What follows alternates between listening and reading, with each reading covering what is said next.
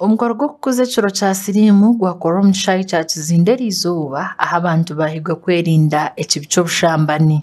HIV is acquired through risky sexual behaviors.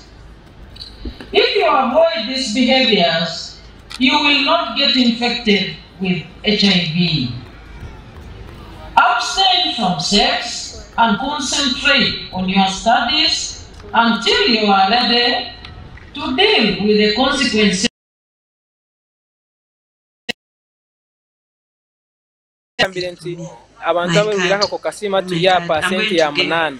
Thank you very much, Excellency and Honorable Ministers.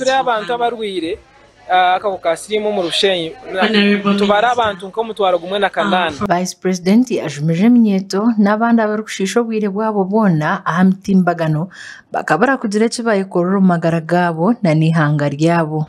Young people spend most of their time on social media, and yet what you see on social media is misleading.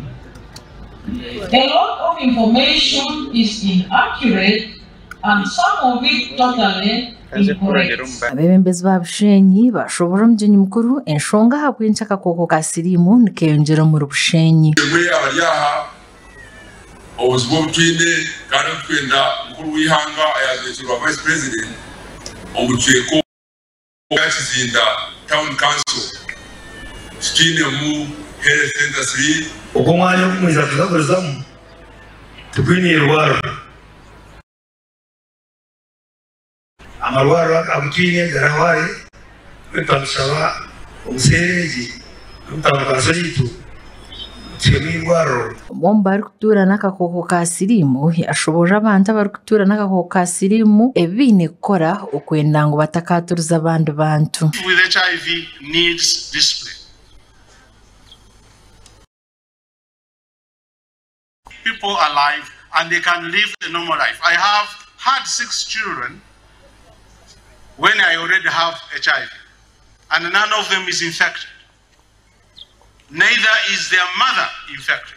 Basima mukuru w'ihanga abokutamu amaani mingi omukulwanisa akakooko ka siriimu omu ihanga. President of the Republic of Uganda, General Retired Muzeeyo Kaguta Museveni, mobilized the whole country to respond to the HIV scourge.